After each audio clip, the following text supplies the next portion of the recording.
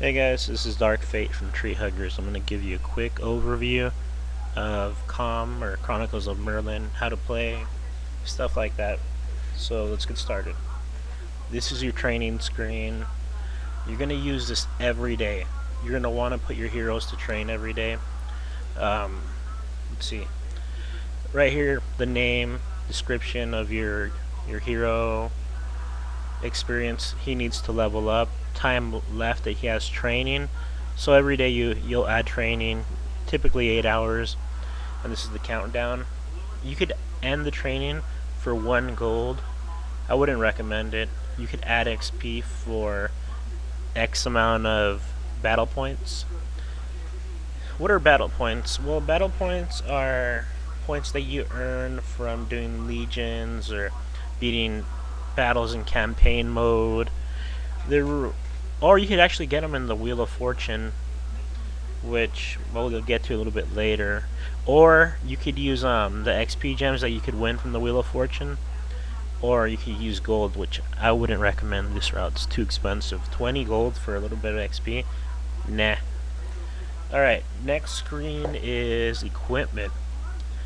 Well, this is pretty much self-explanatory, but I'll go through it anyways with you guys.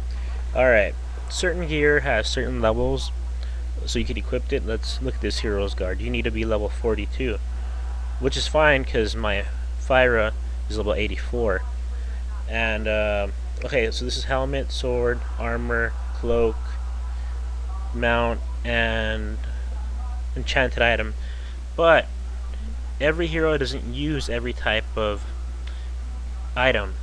They only use what they can use. Like for instance, Fyra is a siege hero, so he only actually uses his weapon, his armor, his cloak, his helmet. That's it. He doesn't use these two. Okay, I'll show you the difference though. Okay, siege player, I showed you, uses these 4. The gambit player, he could actually use this weapon too, but his most important one is the mount. Alright, and like a wand user, like Sir K, he's only going to use the lightning jewel or whatever wand enchanted item you have. Don't put a sword or a mount on him, because it won't do you any good. I mean, you could use it for storage. That's what I use them for, so I have more slots to work on different stuff. Let's see. This button just removes all your gear. This is your recruitment screen. This is only for the heroes that you have unlocked. So yeah. Oh, you know what? This is how many heroes you could recruit overall, and the more prestige you have, the more heroes you could recruit.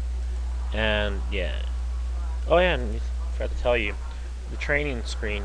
At the moment, I could train 4 heroes, but by default, you can only train 2. But you could add more training slots for X amount of gold, and well, that's right here. See, the next one would cost me 500 gold. Similarly, you could you could add more build slots too. Right here, right there, 500 gold. See, you only start off with 2, but I'm not going to do that right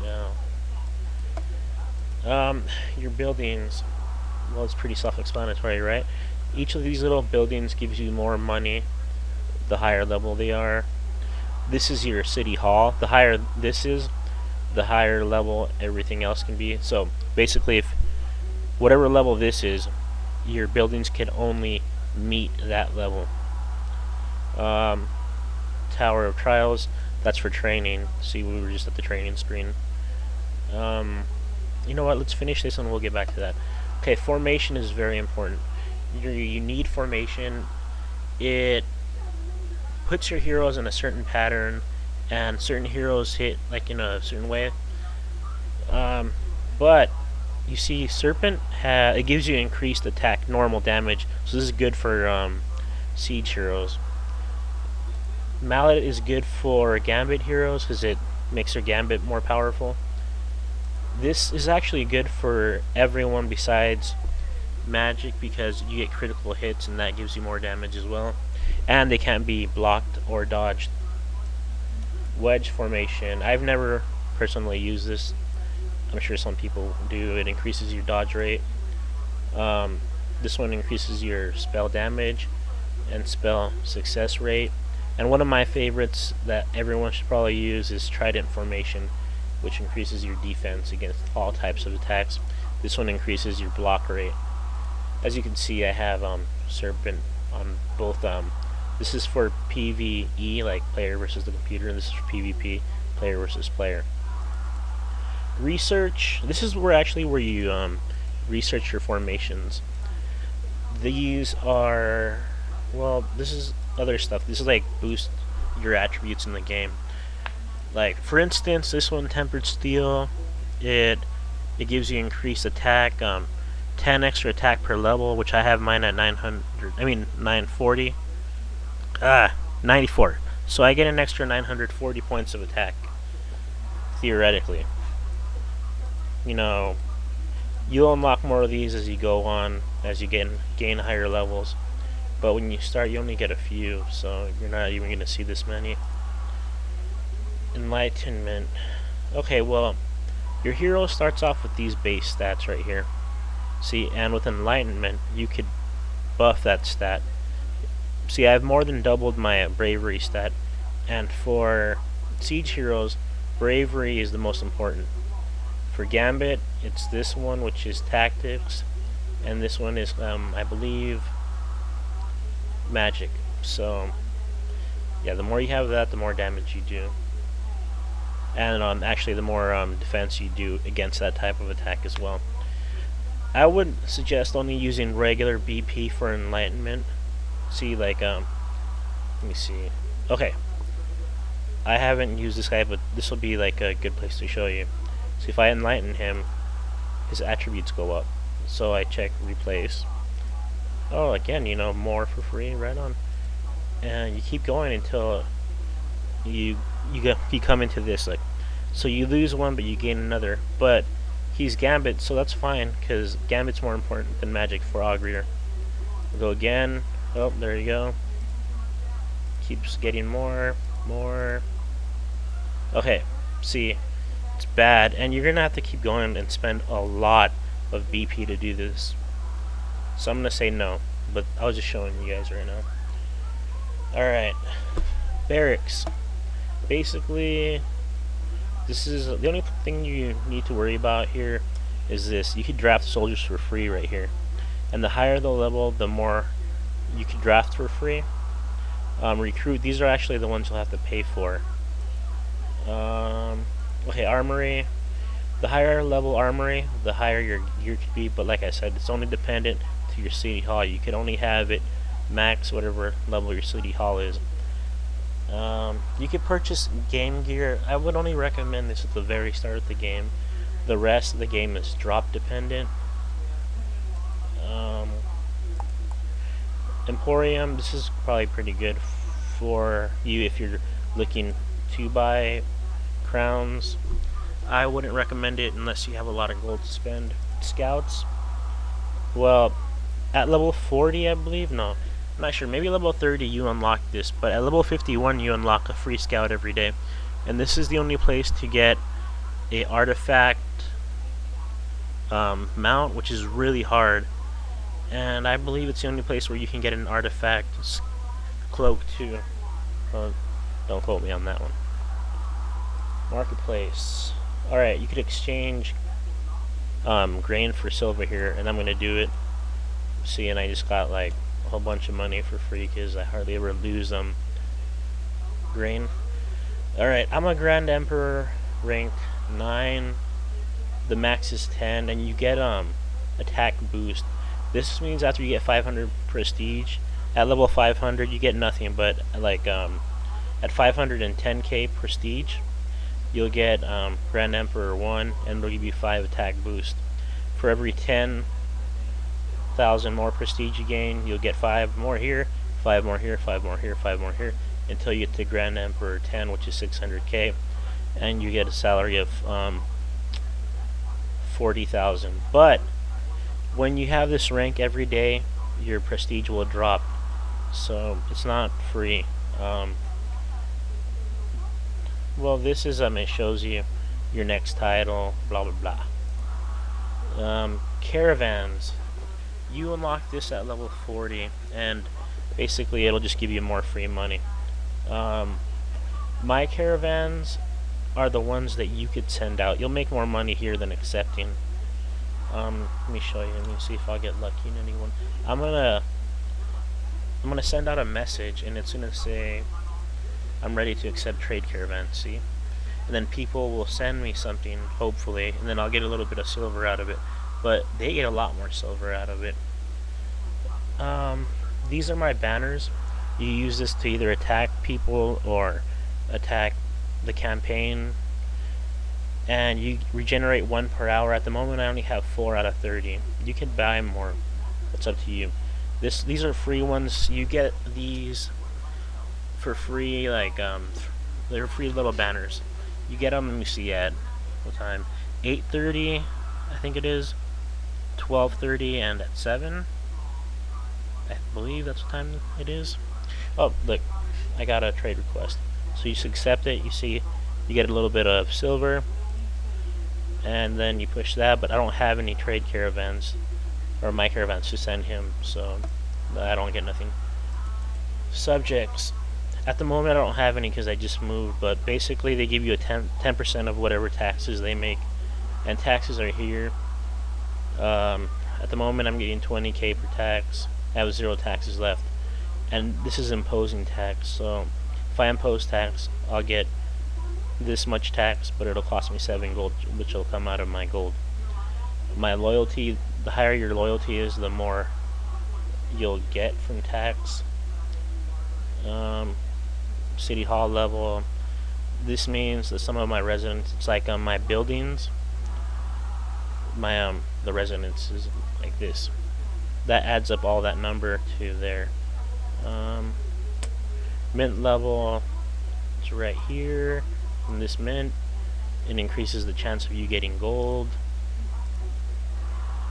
Tax level, tax office level. Here it is. Look. Upgrade to increase your castle's tax revenue by 1%. So mine's 93% more. Alright. Alliances. Well, oh no, excuse me. Quests. This is self-explanatory. These are main quests. These will be able to be done anytime. As you can see, I only have 2 left, but it says I'm really far in the game. Daily quests. These reset every day at 5 a.m. and the point is to try to get to 10 stars, and the higher the star amount, the better the reward. But it's the only way to get artifact enchanted items, and I've heard it takes anywhere from 400 to 1200 gold to get to 10 stars. So good luck to you on that. All you have to do is really do whatever it says here, then accept the prize. Okay. Trade request. Let me just accept that real quick. Alliances. Okay. As you can see, I'm in Tree Huggers. To join an alliance, you have to pick a side, either Charlemagne, Caesar, or King Arthur. And you won't actually be able to join a side, a faction, until you beat Baldwin of Jerusalem. And he is here. Right there. And then you'll be prompted with a screen to join one of the 3 sides. Each has its own benefits. Charlemagne has good siege, Caesar has good gambit, and King Arthur has good magic. But overall, it's usually easier to learn with Charlemagne. If you're a first-time player, I'd recommend Charlemagne. Campaign region. Okay. After you move to a place, this is called your region. This is where your castle is. You can see mine is right here. And well, we'll get more into this later. You don't really need to know about this. You'll kind of get it later on. World screen. Oh, these are plantations. You'll fight for these little farm spots, and you'll get free. You'll get free actually silver and contribution for your alliance, and you'll get to harvest whatever amount you get for free. Um, I'm getting kind of tired here of doing this, but we're gonna keep going. All right. Alliances have their own perks. Obviously, research is the most important. Um, the more they all have their own things like increased tax revenue, donate extra tax revenue from taxes to alliance research, blah blah blah. This is where your application would show up, and only I think majors and above can accept applications. And this is the alliance browsing screen. You could choose from many alliances to apply from in here. Oh, this actually shows the three kingdoms, and it shows right now that Caesar and King Arthur are allied because Charlemagne has most of the cities. This one means free. You can attack another player, free conquer, free tax, and there would be like a free mine. And yeah, I mean, it's not too complicated. Oh, actually, this shows you how many the heroes you're training at the moment. See, like this little check mark shows that I'm training 4 heroes at the moment. And if I do this, look, it'll give them more XP, but more importantly, it'll tell you how much time you have until you could add more XP. But it only matters when it's in the red. Okay, look. So when it's red, that means that you can't build anything. You have to wait for the cooldown. When it's blue, you can build, but right now it's maxed out, so you can't do anything until that timer runs back down. Events. These like reset every 6 days, I think, or 7 days. But basically, you have the chance to get free silver, and you just have to do whatever it says here. Hot activity. These are like server events. These are given out by Karam. At the moment, I already did all of them, so yeah. I think that's all. That's it for now. If you guys need any tutorials for anything else, just go ahead and send me a request, and I'll see what I can do. Thanks for watching.